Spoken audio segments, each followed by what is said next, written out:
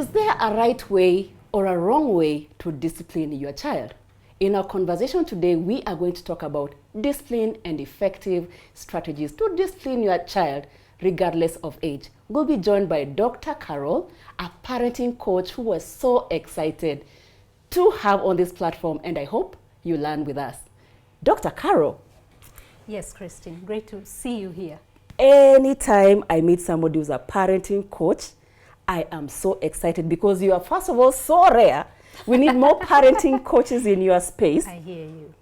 Number two, while most of us were, say, getting married and having baby showers, I really wish there was a parenting coach brought into that baby shower because nobody prepares you for parenting. So on behalf of all the parents out there, first of all, thank you so much that you've chosen to be in this space. We need you right about now. Sure. Thank you, Christine. It's such a pleasure to be here. How did you choose to become a parenting coach? Long story. I hope we have time for it. No, we don't. Really quick one. Briefly. I'm a therapist, a psychologist by profession, and I used to get children into my space to fix them because the parents are like, chukua huyo muongeleshe, go talk to that one. Okay? Wow. So of course they were experiencing issues and behavioral issues or whatever, they were struggling, and they would be brought to my office. And what I would do is, let me tell you something about kids, Christine. They are open, they are malleable, they are very easy to influence. And I have the skills, I have the tools. So I work with them and I just see them unfold, and I see them using the tools, and I see them receive them. But then guess what happens? You send them back to us and then? Yes, the same environments that contributed to their coming. And so after a while I realized there are enough people who are working with kids. Let me work with the parent. Thank you for that. Yeah. Thank you for that. Just to help them figure out, what does this child really need? And what I've realized is that most of these kids actually don't need to come for therapy. What they need is a parent who is aware, who is conscious, who is purposeful. And then they can provide that environment that the child needs. A parent who's aware, conscious, and purposeful. Yeah. Dr. Carol, to spank or not to spank? And that is the question. That is the question. And as you think about the question, starting from way up, what is the definition of discipline from where you sit? I think for me, discipline is just being able to create the right environment for a child to learn lessons, period. And you know, people think discipline is about, you know, that one thing you need to do. And with authority. Yeah, with authority, and to shake the child and lest they forget. That but why has it always been like that? Because of how we grew up, because of where we are coming from, because discipline was about embarrassment, discipline was about for you, but everyone else who is watching should also be able to learn the lesson. So let it be full of drama, let it be full of you know, just... I like that because I know you're very passionate about drama-free discipline. Yes. And looking back, I know our parents were trying to do their best. And they looking at us in this age in time, they're thinking, you guys need to spank these children. What do you mean you're going to have a conversation or create an environment where you're going to engage? So things have changed. Things have changed, and we're growing in a different kind of context right now. And you know, people usually say, I was spanked and that's why I am this disciplined, or that's why I have turned this way. So usually I tell them, see me on the side and let's talk about how you have turned. What do you mean I have turned? Okay, let's unpack that. Okay, because let me tell you, I'm sitting from a therapist perspective, and from a therapist's chair. 90% of the issues that I deal with, adults, have to do with how they were parented. And so there really is an issue there. We might think we are okay because maybe we are successful at our places of work. But how are we doing relationally? What are we using to cope with life issues? Okay, maybe we are into specific addictions, and you know, addictions are not necessarily the alcohol that we see, the things that we see. Yeah, no, it's an addiction to work, for example, you know, an addiction to a certain kind of activity. Yeah. Yeah, so we really need to relook how we were parented and appreciate the amazing aspects of how we were parented, because there are many. We were raised sort of in a village setting. There was a lot of the people around us, the adults around us knew what, one, they were clear, okay, which is something we don't have now because there's too much information. And they all spoke from the same page. You know, the teacher, the my elder, neighbor, my mother's friend. They all spoke the same language. So that caused us to be to feel safe. You know, when people are speaking the same, as a child, when you're growing from a place where communication is clear, everyone is speaking from the same page, there's just a sense of safety, there's confidence, the people around me are watching, looking out for me, even though, you know, you would get into a misbehavior and your neighbor would, you know, tell your mom. But as much as we didn't like that, there was a sense of safety, you know. Dr. Carol, they've got my back. Absolutely. On that note, yes, the aspect that you brought up of what we can borrow from way back when. Yeah. And you've mentioned where our neighbors, your mother's friends, you'll be so scared to do something. And you met your neighbor and they told you, nitakuja niambie mama yako, I will come and tell your mother. In this age and time, if I was to spank my neighbor's child, first of all, I would think twice even before I berate them. Yeah, yeah. Do you think it's something we need to borrow from way back when and still continue to community parent? And how far should we go, if at all? Good question. How far should we go? I think that we need to get back to the community way of parenting, because even research tells us that the reason children thrive, it's because they have adults around them who are speaking from one page. They feel safe. Even their mental health is better when they feel connected to stable adults around them. We need the village. For me, if there is one thing I'm really preaching right now, let's create villages. Okay, let's create villages. Let's be people who are supporting one another in parenting and not competing. Okay, not competing. My child is doing this and doing that. So the extent is what you're asking. I think that's where, because clearly there have been a lot of issues of abuse, you want to be able to draw the line. Absolutely. You want to be able to draw the line so that you know that your children are safe with the adults that you know and you trust. And as a community, you agree, this is the extent I can go. Yeah. Back to the question I asked you. Did you answer me? No, you didn't answer. I said exactly, I know. To spank or not to spank? Okay, so here is the thing, Christine. We grew up with the spank. Most parents, that's what they know.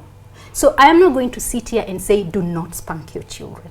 I'm just going to give you guidelines. Okay? I like that. If you must do it, and that's the thing, if you must do There's it. even a system to spanking. Not really a system. Make our mother. You see, that's it. That's why 90%, whatever was near. That's why 90% of my clients come because of, oh my gosh, you know. Yeah. And people don't really want to talk that. They want to focus on the great aspects, which is good. But for part of healing is to acknowledge that some things were not done right. Not because our parents were bad people, you know. They did what they knew to do. So back to that question. Yeah, so I think that, one, let me just get this out of the way.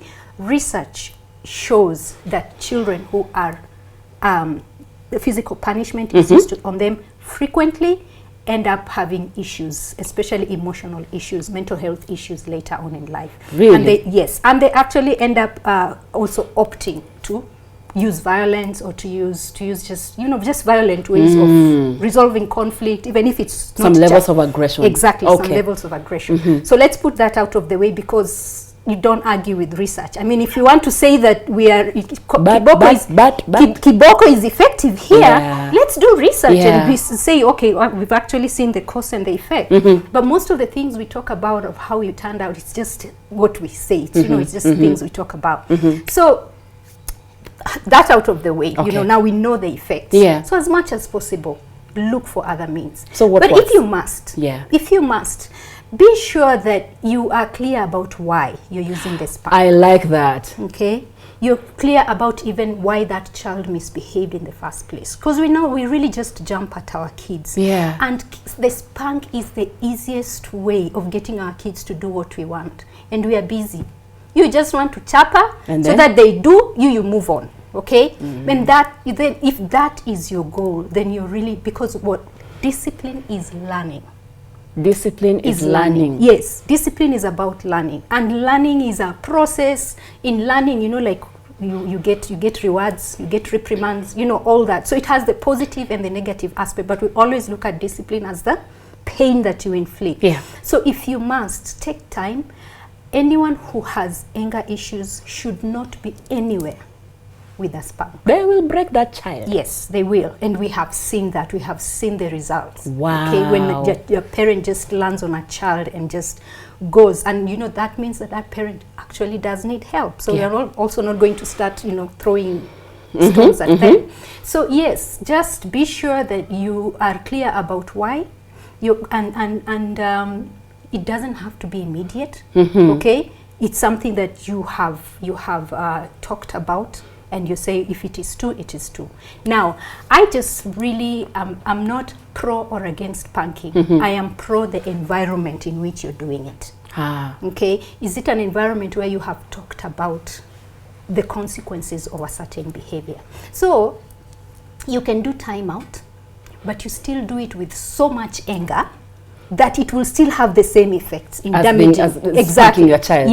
Yeah. So we should stop getting so stuck up on the actual consequence we are using, and we need to step back and ask ourselves, in what environment am I giving this discipline? Have I trained them? Do I even understand why they misbehave? Do you know there's a reason children misbehave? Okay, there's reasons children misbehave. Such as? So we say that misbehavior is communication of an unmet need. Okay? Communication of an unmet need. That's deep. And children and behavior is 10%. If you don't know what the 90% is, you're forever just fixing the symptoms. Forever fixing the headache, but you do not know why the headache is there. Okay, so we have, you know, different people talk about the different needs children have. For me, I like to talk about the ABC, the need for attention. And we all have it. You have it. Okay, I have it. Adults Even have at 60, we will have it. Yes, we will have it. It's just that children do not have the skills and the verbal language to communicate and say, hey, I just need attention. But attention is a need where you want to be seen as someone who is unique and stands out. And if you don't give a child that attention, they will use misbehavior. They'll know either way. They will find a way for that need to be met. And because they are not mature enough, and by the way, even there's adults who are not mature enough to express that need. That's why we have adult tantrums. So the need for attention. So A is attention. Yeah, A is attention. B is belonging. Do I belong in this space? And that's why you see a lot of sibling rivalry. And sometimes, I mean, I have an 11-year-old son, and my niece is 3. And sometimes you cannot even believe the kind of the clash they have. And exactly. I'm like, hey, this one is exactly. But then you have to understand everybody at their level. Where they are. And if they're not feeling like they belong, if they're not feeling like they fit in, then they will look for ways to find a way to fit in. I like that. And C is a need for control. And we don't like to hear that. We don't like to hear that our children actually need to have some level of power. We're like, apana, now that's making them entitled. I am the parent. I am the parent, okay? But there's a need for power. There's a need for control. And we need to create opportunities where our children are actually getting that control need met. That means sometimes we let them win. Like, but we have to be down and tell me, Mom, here, let's have this conversation. Yeah. And let me tell you how it works out for a 3-year-old. For 3-year-old, control, and you'll be surprised, you'll think it's letting them have their way. No. Control is just getting the 3-year-old to, when they finish their meal, they take it. They take the plate to the kitchen. I like that. So how many things are you teaching there? You're meeting their control need, but you're also teaching their responsibility. The struggle the 2-year-old has on putting on their shoes, and you're in a hurry. Instead of jumping in and helping them, you know? Just allow it. Allow it. Okay, so we need to be able to, if we don't meet the needs of our children, they will find ways of having those needs met either way. And that's why there's a book I read that talks about mommy drama TV, where a child just knows the button to press to get Mommy Drama TV, and they sit back and watch you just go. I told you I done it. Then of course it's spank. Then you feel guilty. Then it's another full. Yeah, and they are feeling pain and all that, but somehow psychologically deep down you have met their need for attention. I'm important. Yeah. Belonging. Ooh, I belong. Yeah. You know, and power. I just got her to do this. So these are things we don't see. Okay, we just think by chapaying, because chapaying is so good because it just gives you results immediately. And that's what we want. So we need to really question ourselves. What do I want, you know, to achieve? No, thank you, Dr. Carol. Even sitting here, of course, as a parent, this has been absolutely empowering. The ABCs of discipline. Yes. This will stay with me for a while. As we wrap up, your parting shot. My parting shot is discipline is about learning. Discipline is a process, and it's a process where you sit down and ask yourself, what is the best way to provide the right environment for this child to learn behavior, to develop resilience, to develop whatever it is that you want, if it is great communication. But remember, it's a process. And because it is a process, then let's not be in a hurry to fix behavior. Let's not be in a hurry. We are not fixing a piece of furniture. We are growing a human being. So take your time, sit back, reflect, ask yourself, what do I want to achieve? And remember, it's about learning. So if you chapper a child out of anger and they get to do what you want, let me tell you, because learning has happened, the learning that has happened there is, when mommy is angry, she rants and she raves and she uses, you know, violence to get me to do what she wants. So remember, it's a process, and discipline is about learning. Thank you. Thank you so much. This has been so empowering. And I see, you know, as we close this chapter, I want to congratulate you on your book. Thank you. I was bragging to somebody, you're one of the few authors I can actually say I know. Parenting with your heart. Yes. In mind. Parenting with your heart in mind. Yes. That's deep. Parenting with your heart in mind. And it touches on what we've just talked about, discipline, that then it goes beyond the physical, that we start to become more, you know, think about it in a mindful way. Yes, being mindful. And and you see here it also says a candid peek into a parent's heart. It calls for you as a parent to look at yourself. And for me, even when parents come to me and say, I'm having issues with children, I tell them, just for a moment, let's pause about your child. Let's look at you. Thank you. What's going on with you? And that's what the book is about. Thank you, Dr. Carol. And as I said at the beginning, we need more of you in this space. Thank you for taking up this role to be a parenting coach. We thank you and we'll continue to learn from you. And for the people who are tuned in, if you want to get in touch for me to let you know how you can get the book, we'll be very happy. Of course, I'll be reading it. Yes. Because I think we need to continue to empower ourselves as much as possible as parents. Yes. Back to you as we end this conversation. Remember, discipline, the ABC. What is the unmet need possibly that your child could be looking at you or trying to have that conversation with you that you need to start thinking about? Is it A, attention, B, looking for a sense of belonging, or 3, C, control? Think about the ABCs before you spank your child the next time. And if you're doing well in that space of disciplining your child, share your comments below so we can also learn from you. Once again, thank you, Dr. Carol. My pleasure. And see you guys next time.